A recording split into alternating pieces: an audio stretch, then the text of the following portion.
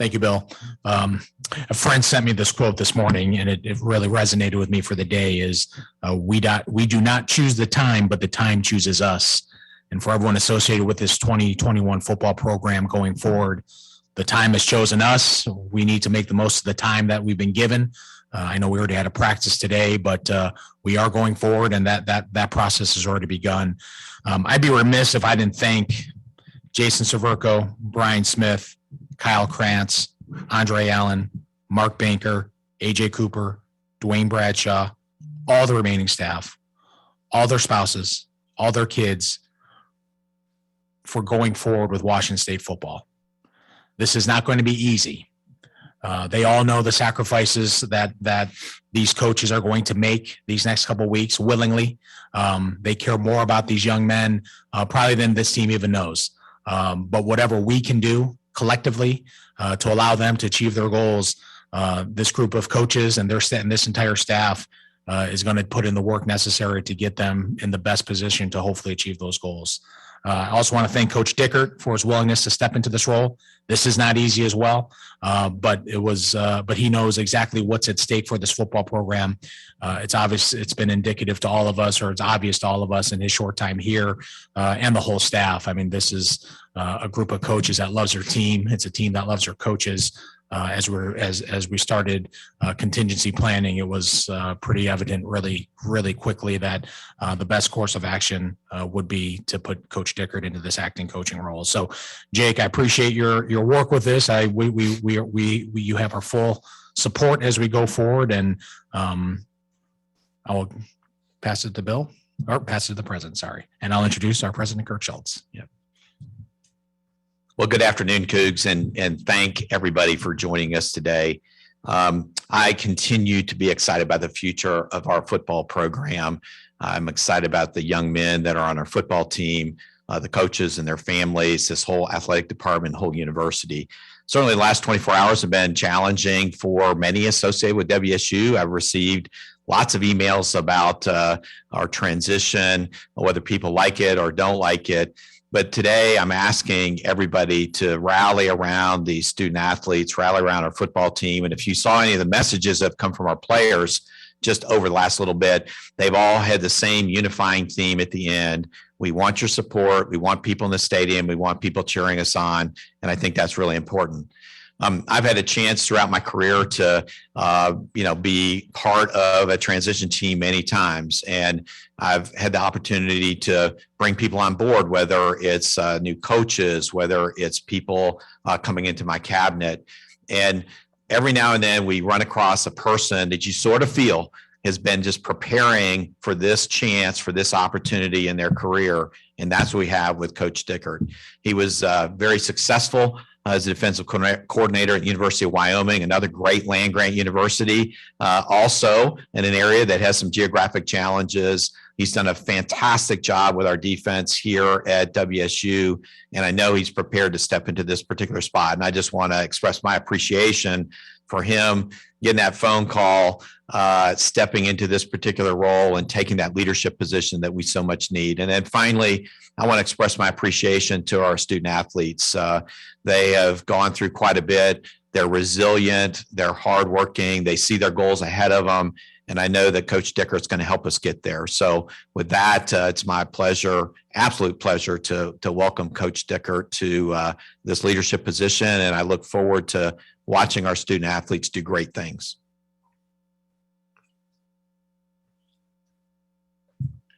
Well, first, I just want to express that I'm extremely humbled and I'm extremely honored to sit in front of you today.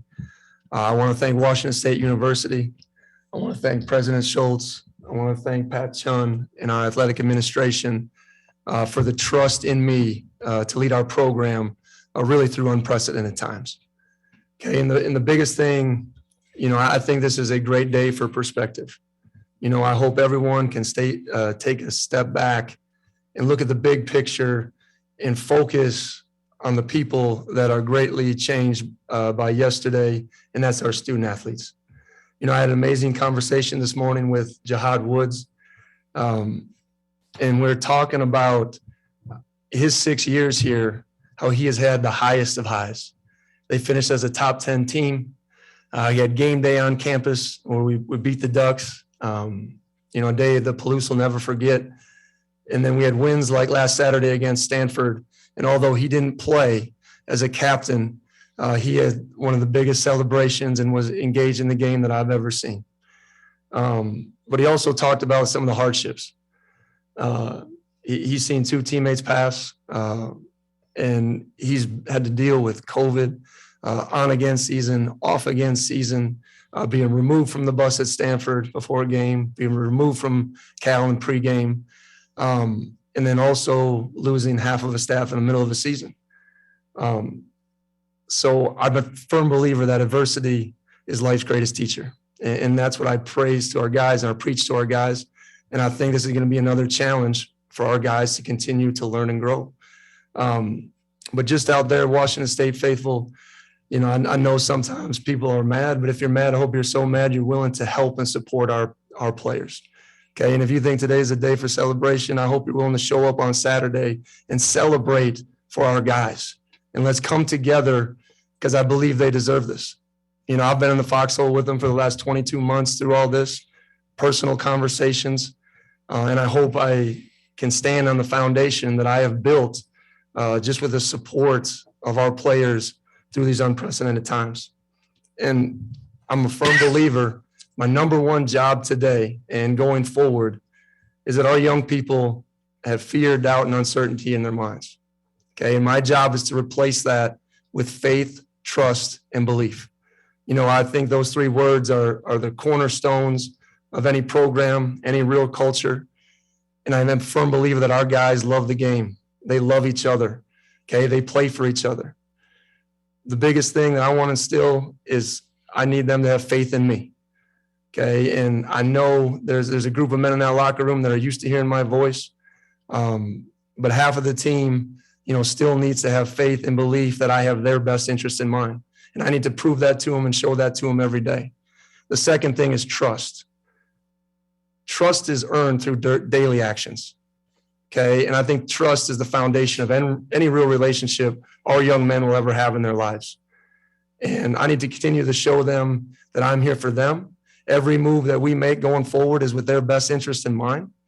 So if we can put faith and trust together, I think there's going to be a belief, and there is a belief in this team. Okay. And I believe if you believe in young men and you believe in people, they will do amazing things. Okay. Whatever you put in their minds, they will continue to learn and grow and believe in themselves and give this team everything that they have. This is a special group of men. I feel for what they're going through. I'm going to be here for what they're going through. And the only thing I promised is that I'm going to be honest with them every day. There's only one person I know how to be, and that's Jake Dickert. Fortunately, has allowed me to be in this position, and that's what I promise him every day. So if we can stick to those 3 cornerstones, faith, trust, and belief, I believe there's something special here in this football program that we can continue to finish with all of our goals still ahead of us, taking it one moment at a time, one practice at a time, and hopefully one game at a time. And we can see and get ourselves to the place that we all want to be. With that, I'll kind of open it up to any questions. Thank you, Jake. At this time, we will take questions from those online. Please use the raise hand button to ask your question, and then I will allow you. Our first question comes from Jamie Vinnick of Coug Fan. Jamie, direct your question to Coach Dickert. Coach, how are you? Good, Jamie. How are you? I'm great. Thanks for asking.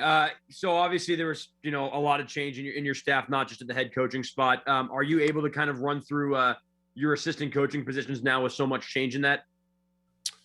We're not there yet, Jamie. We're very, very close. We got a couple of people going through, some processes, and we're still vetting a couple of guys, as well as some people that I think have earned a lot of trust and belief through their actions within our program. So I think hopefully by the end of the week and before game day, we'll have the ability to label who all those people are. But there's no doubt that our players will find out first, and, just excited about the type of men that are willing to come into this situation.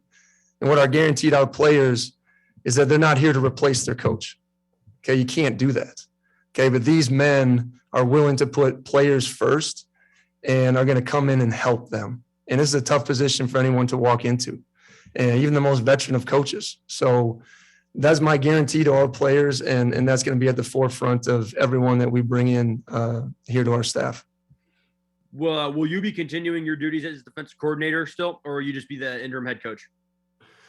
I think our players and the unit and what we have created, I think those guys deserve my best. And I will continue to serve as a defensive coordinator. We will continue to shuffle around some responsibilities. I have the utmost respect for Coach Mark Banker. He's seen, really everything that there is to see in this game. I've been with AJ Cooper a very long time, so I'm going to give you a lot of responsibilities of daily actions onto those guys. They're prepared and ready. And, but on Saturdays, I plan to call the defense. Our next question is from Nick Geranius of the Associated Press. Hello.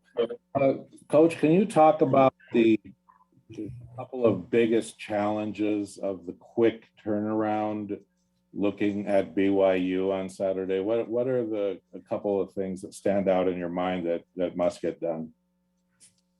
Well, first off, I think there's got to be a viewpoint that our young men are hurting and that I'm going to be here for them, and our coaching staff, the people that Pat mentioned, are here for them. And, we will continue to do that as the week goes on. But they also have built such a great rapport between one another. I told them last night, you don't know what the man next to you is going through until you ask. And that's what great teammates do. That's what great leaders do. And I think we do have a good core of great leadership on this team. And I'm going to tap into that. I want to use that because there is a special bond that's been built here and everything that we've been through over the last, 2 years. So, to your question, I think that's going to be our first challenge. We already had an opportunity to get out on the field this morning. I'm excited to start and take steps, into the process of moving forward. As a coaching standpoint, an X's and O's standpoint, we're going to give our guys an opportunity to do what they do best. Offensively, I believe we're one of the most explosive offenses out there, and they're playing with great confidence. And defensively, I think our staple is playing hard, playing fast, and playing together. And I think those would be the principles that we'll rely on come Saturday.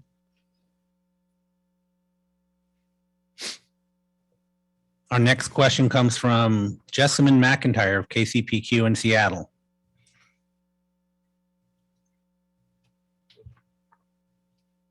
There we go. Hi, Coach. Sorry that we're talking under these circumstances, but congratulations in the role that you're in right now. Thank you. We knew that this was a possibility going forward, and unfortunately, October 18th was hanging over everyone's head for quite a while. So knowing that was a possibility, did Coach Rolovich deliver a message? And I'm not asking you to betray the confidence of the locker room and give us any inside details, but can you provide any insight on the message that he might have delivered before he had to depart?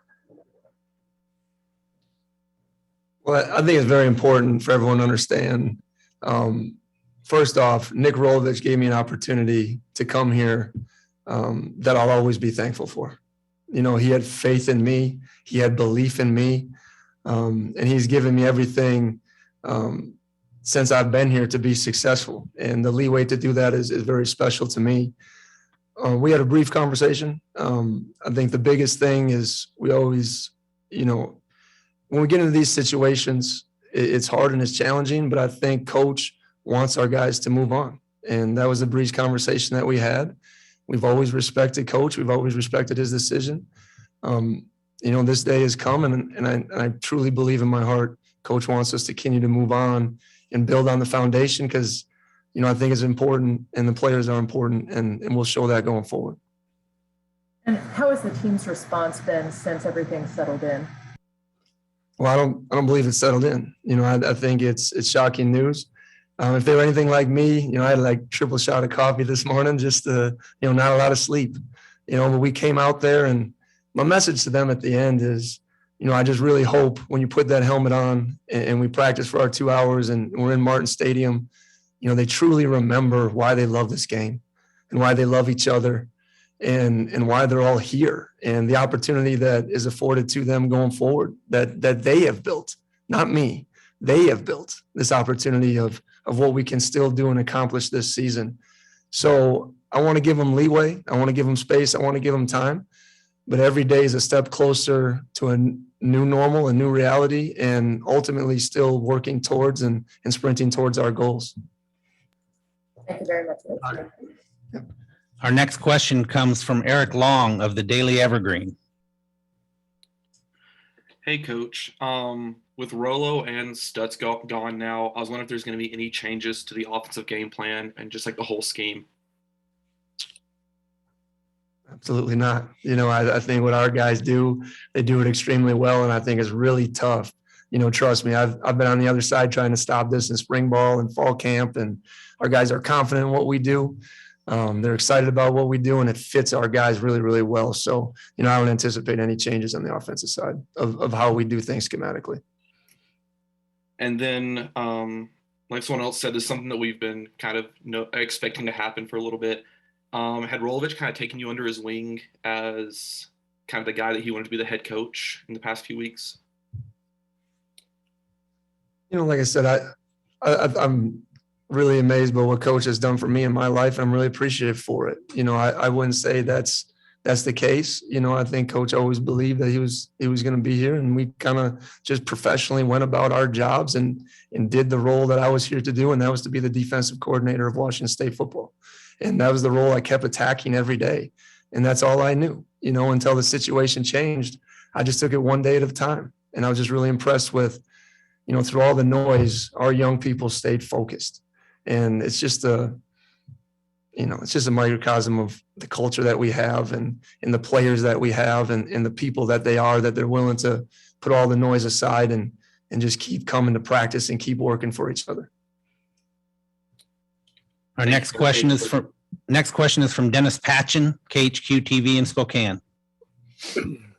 Jake, is your job, this weekend maybe more mental than physical in getting your team ready for this game? Well, I think there's no question. There's a unique blend of each, and the things I talked about, the faith, trust, and belief, we got to establish that in quick order and get these guys believing and feeling like themselves again. And I believe we can do that. I believe when you go into situations like this, let's not try to be cute. Let's do what these guys know. Let's do what they understand. Let's let them play fast. They've been blessed with a lot of God-given ability. And, I think our guys can go out there and play fast if we ask them to do the things that we've been doing. It's been from spring ball to a great summer work training to a great fall camp to seeing these results now, I think are really special. So, we're going to stick to the plan and we're going to do what we do and try to do it better than BYU does it. Jake, just one follow-up question. Is there a sense of relief among the coaches that are still left that this is over and you can now move on and put that on the back burner? Relief wouldn't be something that comes to my mind. No. We're all in the foxhole together, and I think we're united together. I want to give a shout out to Brian Smith. He's been put in a tough position, and I think he's had a clear vision moving forward. He's had a clear plan going forward, and I really respect him because he lost people that he really cares about too. So I think he's put all that aside, and he's really had a clear vision for our players and what the plan is. So relief, I don't think that's an emotion that has come to my mind. But I know we're going to be all this in together because, the first thing these guys said was, let's do this for the players. Okay. I think in coaching, and understand a lot of things can happen. And I think we accept those roles, to Pat's point, I think our families accept those roles, even though yesterday was a hard day. So relief, no, but just professionalism and just wanting to do it for the guys. And we're willing to do anything possible for this team. Next question comes from Colton Clark of the Spokesman Review. Jake, you may have touched on this a little bit, but, I wanted to know how much input. I know you played quarterback and receiver back in your day. Man. Yeah. How much input do you expect to have or want to have in the offense? And then just kind of on that, how much does this make you have to kind of change your approach to daily practice, or is it too early to touch on that yet? Well, there's a lot of things, I'm discovering a little bit as we keep going. The offensive philosophy is going to stay the same. I know and understand it. I think there'll be a clear vision going into the game between me and Brian on, his plan, how we're going to attack it, what our thoughts are in a lot of situations. And my hope is that, I get enough time to help. I think there's certain situations in the red zone that I can look at from my point of view or someone else's, as a defensive coordinator. Hey, these are what people are doing to us. Here's how we can help so we can continue to finish drives, which has been tremendously better, over the last few weeks. So there's just little places where I think I want to, poke and look at, and just from my seat and my perspective, try to find a way to help in any way that I can. And you talked a little bit about practice and the conversations with the team, but I'm just wondering how was practice today? What was kind of the vibe? Did it have a weird feel to it? I definitely wouldn't say weird. I mean, I think it had a workmanship feel to it. Our guys are hurting. I think a lot of guys were out there on very little sleep, and they just kept grinding. And I think as the day kept going, more and more energy kept coming to life. And like I say, when you put on that helmet, you love this game and you're willing to do a lot of things. And, our guys are hurting, but I think they're willing to give each other everything they have. And like I said, every day is a step towards a new normal and a new belief and a new feeling of where we want to go together, and I told this to the guys, you never know what the man next to you is going through until you ask, so I hope they can continue to be there for each other and to push each other and to say, hey man, let's run to the ball together. Hey, let's celebrate a little bit together. Hey, this game still is fun. It's still our guys. We still have a lot to accomplish together. And I think that's the mindset that they're trying to approach this with. Next question is from Brenna Green of Creme TV. Sorry, took a second for the unmute to come up there. When you addressed the team last night and this morning, just what was your message to them? That I'm here for them, that I feel them, that I understand them. There's a lot of pain and hurt, that has been caused from these guys. And, I want them to know that, we're here all the time. We're in it with them, and, as the message continues to grow, I just laid out some things that they can expect from me, and some things that I need from them. And, we're going to compete, continue to move forward. And then, like I said, at the end of practice, it was cool because we had a, big picture on the scoreboard, and it was our guys celebrating together. I just told them these are moments nobody can take away from you. Okay. And we have the ability together to create new moments, right? And new feelings, right? And the excitement that you've had in these pictures, that can still continue. And I think, you start to look at it and they start believing, but this is a player's game, and those guys will continue to grow as players and people. And I'm just excited to have an opportunity to touch each one of our guys on the team.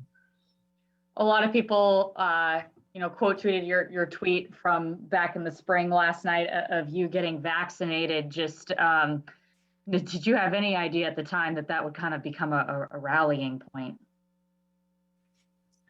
No, I mean, what I did in the spring is, that was a long time ago. And I believe I was at the forefront of wanting to get a vaccination. That was my personal choice. And at the time it was a rallying cry, to try to get all of our fans, because we didn't know if there was going to be fans in the stadium, so I was trying to be supportive and use my voice and my outreach, because I knew I was trying to do something for the players. They deserve to have people, and the cheers and these roars that we've heard the last couple of Saturdays have been unbelievable. And I was trying to do everything in my power to do that for the guys.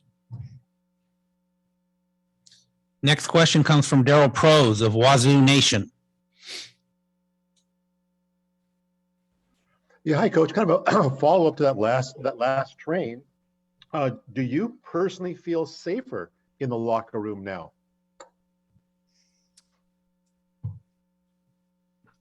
I truly believe that we've done everything here at Washington State to follow every protocol and provide an element of safety for all of our players and coaches. So I feel as safe today as I did 2 days ago. And then that's an honest and a truth belief. And, anyone that wasn't, I believe our coaches and our staff followed every protocol that was in place for them. And so I feel as safe today as I did before. Another question too. A.D. Chun has said that in looking for his head coach at the beginning, that he wanted someone to retire from WSU. Do you own a home in Pullman? I do. One with a trampoline in the backyard, and one that I get to have fun with my boys and in the backyard playing football. And my family night is Thursday night where we get to go home. We have family dinner, and I take the boys out and we play football. They're 5 and 7, and they're getting tougher. I want to make sure. My dad never let me win growing up ever. So I'm getting a little softer. I let them win every once in a while. But I do. I own a home in Pullman. My wife Candace and I have been married for 10 years. We have 3 kids. Riley's 10, Jet's 7, and Jace is 5. And I wouldn't be here today without their love and support. We've at one point in our career, we moved 8 times in 9 years doing this coaching journey. And, they've always been here for me. And, there was a hard day for them too yesterday. I had to explain to my daughter, what happened to some of her friends and why. And then those are hard conversations. And, so I'm trying to be coach, dad, and everything in between right now. And just excited to be here in Pullman because this is how I grew up. Small towns is what I know. Great people is what I know. I know when the RVs come to town, it takes me 10 minutes to get to work, and that's a lot of traffic for me. That's a lot of time to get to work. So I love Pullman. It fits me. It fits our family, and we're blessed to be here. Next question will come from Theo Lawson of the Spokesman Review. Hey, Jake, have you reached out to Craig Bowl, you've worked with in your career, to gather input or advice on how to handle the situation, or will you reach out to them in the coming days when you have time to? Yeah, I think Coach Bowl is probably my greatest mentor in this game, and probably the man that has shaped me the most. I wouldn't be sitting here in front of you today if it wasn't for Craig Bowl, and that is a fact.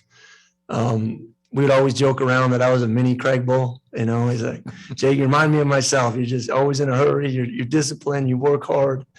But I think there'll be the right time when I reach out to Coach. I think leaving a place like Wyoming and leaving Coach that has given me so much personally and professionally was hard. And I think we mended a lot of those fences this summer. And I'll be reaching out to him hopefully for advice. And I know it'll come from the heart, and it'll be a lot of truth. And I know it'll be some wisdom that'll really, really help me. I know you probably can't tell us who you're looking at to replace some of the assistants, but can you say if you're looking at people within the current staff, or primarily looking outside of the staff, or maybe kind of a mix of both internal and external candidates? Yeah, there'll be a combination of both, and I think the emphasis will be how we're going to handle some positions offensively, because I think that took the biggest, blow yesterday. And like I said, Brian Smith has done an amazing job with his vision. But there are some guys on staff that I think deserve an opportunity and know our young men, and they trust them. And I think that's very, very important. So, going forward, I feel very confident in the men that we can put around our players. And like I said before, they're here to help. We have time for 2 more questions. The first will be Jamie Vinnick of Coug Fan. Coach, just to follow up to one of my earlier questions, you said you'll continue to be the defensive coordinator. Will you continue to handle the linebackers as well, or is that something you might delegate to someone else? I think we have a very mature group of linebackers. And one of the biggest things I did is sit down with them yesterday and say, hey, things might look a little bit different daily, but I'm still here for you, And, Jesse Bobbitt has been with me. I actually coached him at South Dakota State. He's our graduate assistant. He'll continue to help me in that role. But we'll continue to delegate some, but they need to hear my voice. They need to feel me. They need to see me. There's a trust that's built in that room. I think there's a lot of stuff on game day that'll probably be the biggest difference to them. In between series, I won't have quite the same opportunities to sit there and adjust with them and answer all those questions. And we'll divvy out those responsibilities as those days get closer. But that's probably the biggest time that our guys will feel, my presence in this new position. And our final question from Brenna Green of Creme TV. Jake, just when did this subject matter get broached with you about potentially being interim head coach? Well, I think we set some contingency plans, not knowing what was going to happen, and it kind of started like, what would we do on defense? What was kind of the plan? What was the vision? And I know there was always a vision from our administration on we need to have a contingency plan on what we needed to do. And, I was out heading to a walkthrough tomorrow or yesterday at 5:00, before our meeting. We're still coaching our guys, getting ready to prepare, when I received a call from Pat. That's when the news was official and he asked me to take over the leadership of the program, so that was kind of the steps in the process leading up to it. Okay, that's all the time we have for today. Jake, thank you so much. Thank you everyone for joining us. Go Cougs.